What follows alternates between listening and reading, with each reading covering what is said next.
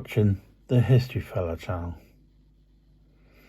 In today's video, we're looking at Martin Bormann.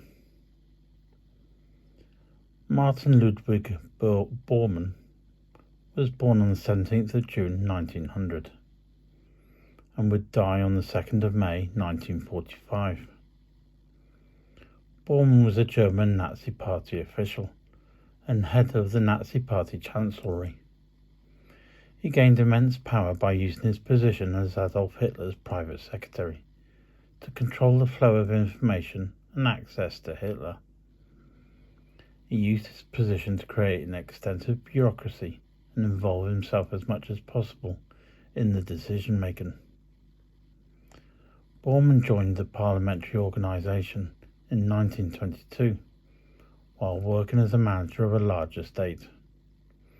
He served nearly a year in prison as an accomplice to his friend Rudolf Höss, who would later become a commandant of the Auschwitz concentration camp.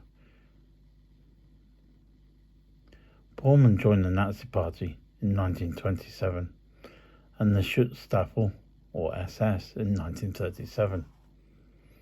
He initially worked in the party's insurance service and just transferred in July 1933 to the office of Deputy Führer Rudolf Hess, where he served as Chief of Staff.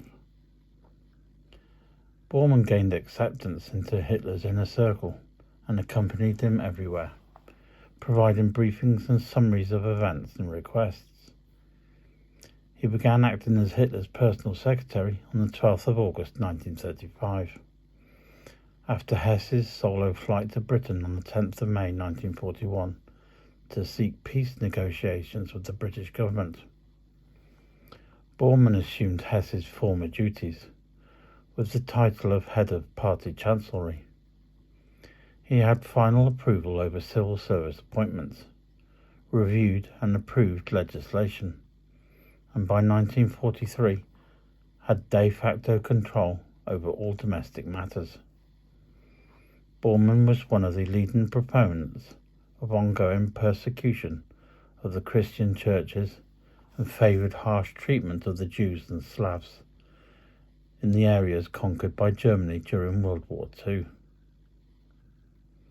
Bormann returned with Hitler to the Führerbunker in Berlin on the 16th of January 1945 as the Red Army approached the city. After Hitler committed suicide, Bormann and others attempted to flee Berlin on the 2nd of May to avoid capture by the Soviets. Bormann probably committed suicide on a bridge near Lehrte station. His body was buried nearby on the 8th of May 1945, but was not found and confirmed as Bormann's until 1973. The identification was reaffirmed in 1998 by DNA tests. The missing Bormann was tried in absentia by the International Military Tribunal in the Nuremberg trials of 1945 and 46. He was convicted of war crimes and crimes against humanity and sentenced to death by hanging.